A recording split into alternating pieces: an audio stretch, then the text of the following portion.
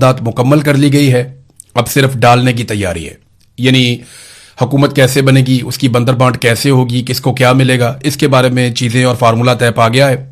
अब ये तमाशा सिर्फ आपने देखना है और ये तमाशा होता हुआ नजर आएगा। किस तरीके से लाके कठपुतली हुकूमत बिठाई जाएगी गिलगित बल्तिस्तान में। ये रीटेलीकास्ट होगा 8 फरवरी 2024 के इलेक्शन का, जो गिलगित बल्तिस्तान में होने जा रहा है। अब गिलगित बल्तिस्तान के लोगों पे मुनहसर है कि वो इस सारे माहौल के अंदर खड़े होते हैं या नहीं होते। अल्लाह रब्बुल इज्जत किसी भी चीज को रोक सकते हैं, लेकिन यहां ये ताकत अल्लाह ताला ने इंसानों को दी है और गिलगित बल्तिस्तान के लोगों के पास ये ताकत है कि वो अपने ऊपर इस जालिम रजीम को मुसल्लत होने देते हैं या इसका रास्ता रोकते हैं।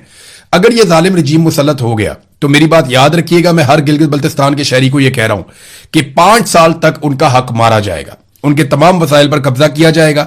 कठपुतली हुकूमत जो बनाई जाएगी वो हर चीज लिख कर दे देगी और अवाम सिर्फ धरने देते रह जाएंगे, आपके पल्ले कुछ नहीं बचेगा। मैं फिर बता रहा हूं, गिलगित बल्तिस्तान के लोग ही अब एक वाहिद उम्मीद रह गए हैं कि वो लोग अपने हक के लिए खड़े हों और इस रजीम की तब्दीली को नाकाम बनाएं, क्योंकि वहां पे अब रजीम तब्दील किया जा रहा है। एक तरह से ये इलेक्शन नहीं है, मजाक हो रहा है।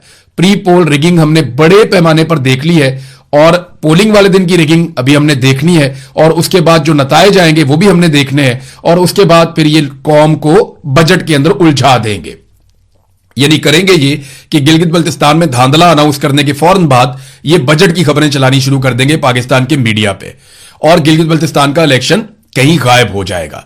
ये डिपेंड करता है गिलगित बल्तिस्तान के लोगों के ऊपर कि वो वोट कैसे डालते हैं, कैसे अपने वोट की हिफाजत करते हैं और किस तरीके से अपने जीते हुए उम्मीदवारों को ही असेंबली में पहुंचाकर अपनी मर्जी से अपनी हुकूमत तश्कील देते हैं। अगर वो ये ना कर पाए तो एस्टेब्लिशमेंट की बनाई हुई कठपुतली हुकूमत ना सिर्फ 5 साल उनके हकूक खा जाएगी बल्कि उनके मफादात का सौदा भी करेगी, उनके वसाइल पे कब्जा और कंट्रोल भी किया जाएगा।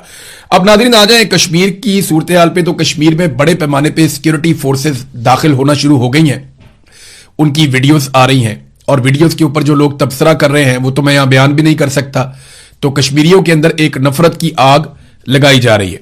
आपको याद होगा ये जो कश्मीर से रिलेटेड अकाउंट्स हैं वो स्टेटमेंट निकाल कर चला भी रहे हैं और उसको बता भी रहे हैं कि मोहसिन नकवी ने डी चौक में 2024 में जब नवंबर में एहतजाज हो रहा था तो मोहसिन नकवी ने बतौर वजीर दाखिला डी चौक में खड़े होकर यह कहा था कि कश्मीरी जो हैं वो पाकिस्तान के आईनी शहरी नहीं है, अगर वो एहतजाज में आए तो ये रियासत पाकिस्तान पर हमला तस्वुर होगा और दहशतगर्दी की FIR काटी जाएंगी।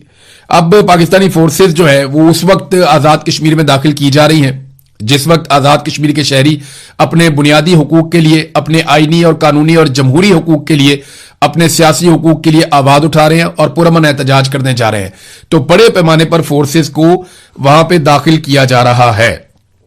एक चीज नाजरीन आपको याद रखनी पड़ेगी, मैंने आपको पिछले वीलॉग में भी बताया था, मैं ये बताता हूं कि एहतजाज कामयाब होगा या नाकाम होगा और उसको रोकने के लिए कितनी कोशिशें की जा रही हैं, ये सारी चीजें आपके सामने रखता हूं। लेकिन मैंने आपको बताया था कि सुप्रीम कोर्ट में ले गए हैं, जो कश्मीर की सुप्रीम कोर्ट है वहां पे इस मामले को ले जाया गया ताकि मामले को दबाया जा सके या डिले में डाला जा सके, जो एहतजाज की सूरत हाल आजाद कश्मीर के हवाले से है।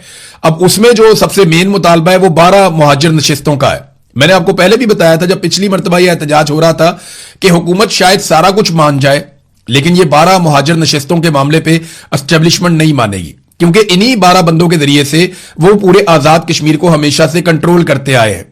आजाद कश्मीर में कठपुतली हुकूमतें बनाने के लिए जो सबसे बड़ी चाबी एस्टेब्लिशमेंट के हाथ में है वो ये 12 मुहाजिर नशिस्तें हैं। इनके जरिए से वो अपने बंदे लाकर बैठाते हैं और हुकूमत बनाते हैं, हुकूमत गिराते हैं, हुकूमत को कंट्रोल करते हैं, वजारतों को कंट्रोल करते हैं। तो इसमें जो एक मौक़िफ़ है अवामी एक्शन कमेटी का, जरा वो भी आप देख लेंगे वो इसके बारे में क्या कहते हैं कि ये नुमाइंदगी है कश्मीर की या सियासी इंजीनियरिंग है। आजाद जम्मू कश्मीर के अवाम को यह सवाल जरूर पूछना चाहिए कि आखिर 12 मुहाजिर नशिस्तों का मकसद क्या है। अगर ये नशिस्तें वाकई मुहाजिरीन की नुमाइंदगी के लिए हैं तो फिर इनका किरदार रियासत के अवामी मैंडेट को तब्दील करने, हुकूमतें बनाने और गिराने और सियासी सौदेबाजी का मरकज क्यों बन जाता है। हकीकत यह है कि यह नशिस्तें आजाद कश्मीर के अंदर बसने वाले अवाम के हक के हुक्मरानी पर एक मुस्तकिल सवालिया निशान है। वो लोग जो रियासत की जुग्राफियाई हुदूद से बाहर रहते हैं, जिन पर आजाद कश्मीर के कवानीन नाफिज नहीं होते, جو रोजमर्रा रियासती मसाइल का सामना नहीं करते, उन्हें रियासत के सियासी मुस्तकबिल का फैसला कुन इख्तियार देना जमहूरी असूलों से मुताबिकत नहीं रखता। इन नशिस्तों के जरिए न सिर्फ इंतखाबी अमल को मुतासिर किया जाता है बल्कि अवामी मैंडेट को भी कमजोर किया जाता है। यही वजह है कि हर इंतखाब के बाद ये नशिस्तें अवामी नुमाइंदगी के बजाय इक्तदार की सियासत का हथियार बनती नजर आती हैं। 12 मुहाजिरीन नशिस्तों का खात्मा, इसका मुतालबा किसी फर्द वाहिद, जमात या मुहाजिर बरादरी के खिलाफ नहीं है बल्कि एक गैर फितरी और गैर जमहूरी सियासी बंदोबस्त के खिलाफ है। जो एक सियासी बंदोबस्त किया एस्टेब्लिशमेंट ने वहां पे, ये उसके खिलाफ वो ये कह रहे हैं कि ये हम मुतालबा कर रहे हैं। रियासती शनाख्त अपनी जगह बरकरार रहेगी मगर अवामी मैंडेट पर मुसल्लत एक इजाफी सियासी ढांचे का खात्मा होगा। अच्छा, वो बीच में तजवीज भी आई थी कि ठीक है, अगर आप चाहते हैं कि एक टोकन नुमाइंदगी रहे मुहाजिरीन की तो वो आप रखें, लेकिन आप इन्हें ना वजारतें देंगे, ना हुकूमत बनाने में, ना हुकूमत गिराने में, इनका वोट कंसिडर किया जाएगा। ये एक ज्यादती है जो लगातार होती चली जा रही है। अब सुप्रीम कोर्ट में जो 5 सवालात उठाए, वहां पे देखें ना, सुप्रीम कोर्ट के अंदर सवालात गए ना, 5 सवालात हुकूमत की जानिब से सुप्रीम कोर्ट से उठाए गए हैं, जो आजाद कश्मीर की सुप्रीम कोर्ट है, और ये महाजर नशिस्तों के हवाले से हैं। आप सवालात सुनेंगे, आपको आइडिया हो जाएगा कि ये करने क्या जा रहे हैं और इनकी नीयत क्या है। नंबर 1, क्या इन 12 मुहाजिरीन की नशिस्तों को, जो एक्ट 74 आर्टिकल 22 का हिस्सा है, क्या उन्हें बगैर आईनी तरमीम के किसी और तरीके से, ऑर्डिनेंस के जरिए या कानून साजी के जरिए या किसी और तरीके से खत्म किया जा सकता है? यह सवाल पूछा गया। देखिए, आईनी तरमीम तो मसला ही कोई नहीं है। सारी जमातें इस वक्त एक ब्रिगेडियर के कंट्रोल में है, वहां से ऑर्डर आ जाएगा और फौरी तौर पे आईनी तरमीम हो जाएगी। यहां पाकिस्तान में हमने आईनी तरमीम होती हुई नहीं देखी, तो यह तो 10 मिनट का काम है। अगर नशिस्तें खत्म होनी हो 10 मिनट के अंदर हो जाएंगी, पहला सवाल। दूसरा, मौजूदा असेंबली जो तकरीबन अपनी आईनी मुद्दत पूरी कर चुकी है और एक ऐसे लम्हे जब इंतखाबात होने वाले हैं, क्या वो आइन के अंदर इतनी बड़ी तब्दीली करने के मजाज हैं? यह सवाल पूछा कि आईनी मुद्दत ही पूरी कर दी है हमारी असेंबली में। उन्होंने यह सवाल पूछा सुप्रीम कोर्ट से कि हमारी असेंबली तो तकरीबन पूरी हो गई है, तो क्या हम एक और आईनी तरमीम कर सकते हैं? जनाब, आप अपनी मुद्दत के आखिरी दिन भी, जब तक आपकी हुकूमत बैठी है, जब तक आपकी कैबिनेट बैठी है, आप पूरे मुल्क के फैसले कर रहे हैं, एक आईनी तरमीम आप नहीं कर सकते। तो जब तक आपकी हुकूमत बैठी है, आप आईनी तरमीम आखिरी दिन तक कर सकते हैं, करना चाहें तो। एक और बड़ा दिलचस्प सवाल उन्होंने पूछा सुप्रीम कोर्ट से कि ताकत, धमकी या एहतजाज के जरिए हुकूमत को ऐसी तब्दीली करने पर मजबूर करना, क्या वो आइन के मुताबिक है या आइन को कमजोर करने के मुतरादिफ है? यानी ताकत के जरिए क्या मतलब है? अवाम की एक ख्वाहिश है, अवाम एहतजाज के जरिए आपको बता रही है भाई अवाम की तो ताकत होती है, इक्तदार तो अवाम का है, वो तो आपको अमानतन मिला है, तो अवाम जो फैसला करेंगे आपको वो करना पड़ेगा। अच्छा, चौथा उन्होंने सवाल किया सुप्रीम कोर्ट से। अच्छा, ये सवालात इसलिए किए ताकि सुप्रीम कोर्ट सबको बुलाए। सुप्रीम कोर्ट ने वैसे बुला लिया है और पार्टी बना दिया है सबको, और सबको कॉल कर दिया कि आ जाए, बैठ के बात करते हैं। अब सुप्रीम कोर्ट ये कहेगी जनाब कि हमें बहुत लंबा टाइम चाहिए इसको डिस्कस करने के लिए, आप अपना एहतजाज मुआखिर कर लें।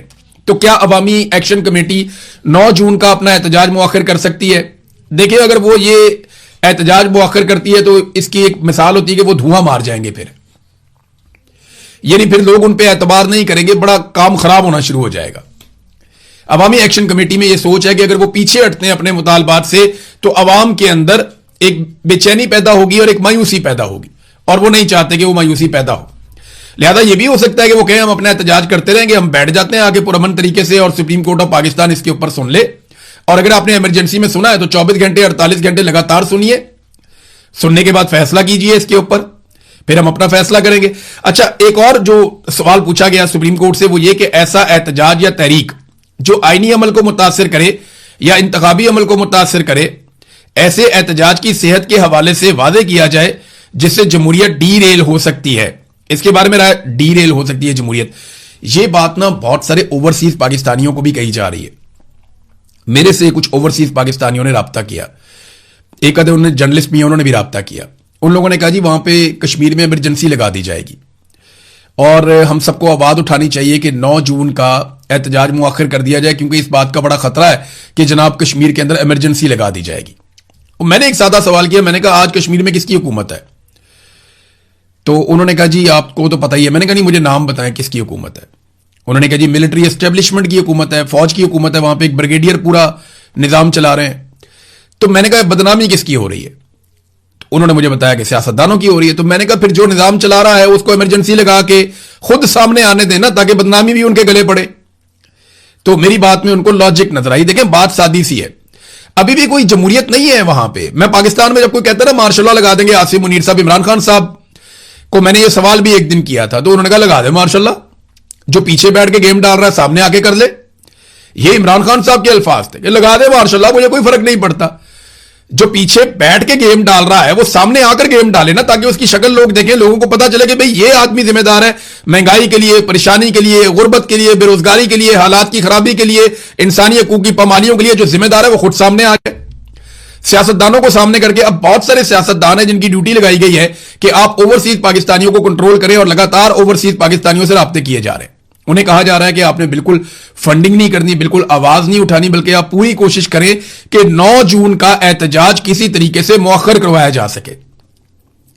اور مؤخر کرنے کی وجوہات جو ہے نا وہ 2-3 بتائی جا رہی. ایک یہ کہ ایمرجنسی لگا دی جائے گی, دوسری بتائی جا رہی ہے بہت بڑے پیمانے پر خون خرابہ کر دیا جائے گا کشمیر کے اندر, جتنے بڑے پیمانے پہ وہاں پہ سیکورٹی فورسز کو داخل کیا گیا ہے, اور بہت سارے اداروں کو جو ہے وہ کہا گیا کہ آپ نے سٹینڈ بائی پہ رہنا ہے. تو یہ خوف پھیلایا جا رہا ہے اوورسیز پاکستانیوں میں. تو اوورسیز پاکستانیوں سے میری بات ہوئی, وہ خوفزدہ تو نہیں ہے لیکن ان کے بڑے کنسرنز ہیں. اب دیکھتے ہیں کہ جوائنٹ عوامی ایکشن کمیٹی کیا فیصلہ کرتی ہے. 5واں سوال انہوں نے پوچھا, کیا یہ حکومت اور ریاستی اداروں پر ذمہ داری عائد ہوتی ہے کہ وہ انتخابات امن و امان اور آئینی پروسیس کو جاری رہنے کے عمل کو یقینی بنائیں؟ تشریح فرمائیں. حیران کن طور پر یہ سوال حکومت عدالت سے پوچھ رہی ہے. اب مجھے سمجھ نہیں آ رہی, آئین لکھا ہوا ہے, ہر چیز آئین میں پڑی ہوئی ہے, یہ جان بوجھ کے سپریم کورٹ آف پاکستان کے گلے میں ڈال رہے ہیں, اور یہ عوامی جوائنٹ ایکشن کمیٹی کو یہ کہیں گے کہ جناب ہم نے کیونکہ اس کو ڈال دیا سپریم کورٹ آف پاکستان کے کورٹ میں, تو آپ بھی وہاں پہ آ گئے, ہم بھی وہاں پہ آ گئے, سپریم کورٹ کے آرڈر کو آپ بھی مان لیں ہم بھی مان لیتے ہیں, تو فیس سیونگ مل جائے گی سب کو. اب دیکھتے ہیں کہ اس کے اوپر یہ جوائنٹ عوامی ایکشن کمیٹی کا رد عمل کیا آتا ہے. اب کشمیر میں احتجاج کو کیا زبردستی طاقت سے روکا جا سکتا ہے؟ تو میرا جواب ہے کہ اگر کشمیری نکل آئے تو نہیں روکا جا سکتا. دیکھیں اگر پورا کشمیر نکل آتا ہے نا, 45 لاکھ کی آبادی ہے کشمیر کی, اور اگر کشمیری لاکھوں کی تعداد میں نکل آتے ہیں نا, تو پھر ایک بھی گولی نہیں چلے گی, پھر ایک بھی ڈنڈا نہیں چلے گا, پھر کشمیریوں کی بات مانی جائے گی, وہ بات تسلیم کی جائے گی. لیکن اگر کشمیری تھوڑے تھوڑے نکلتے ہیں تو پھر آنسو گیس کی شیلنگ بھی ہوگی, مار کٹائی بھی ہوگی, ڈنڈا سوٹا بھی ہوگا, گولی بھی چل سکتی ہے, بندے شہید بھی ہو سکتے ہیں. اب یہ کشمیریوں پہ منحصر ہے کہ وہ اپنے حقوق حاصل کرنے کے لیے بغیر تشدد والا رستہ اختیار کرتے ہیں یا تشدد والا. اگر وہ سارے نکل آتے ہیں اور بڑی تعداد میں نکل آتے ہیں تو پھر تو کوئی تشدد کی گنجائش ہی نہیں ہے, پھر تو مطالبات تسلیم کیے جائیں گے. لیکن اگر وہ تھوڑی تھوڑی تعداد میں نکلتے ہیں, جیسے پاکستان میں لوگ یہ غلطی کرتے رہے ہیں, کبھی 50,000 کبھی 25,000 کبھی 1 لاکھ, جب وہ تھوڑی تھوڑی تعداد میں نکلتے ہیں تو پھر انہیں ملٹری اسٹیبلشمنٹ طاقت کے ذریعے سے کچل دیتی ہے. تو آبادی ہے جناب 45 لاکھ, کیا وہاں پہ ایمرجنسی لگائی جا سکتی ہے؟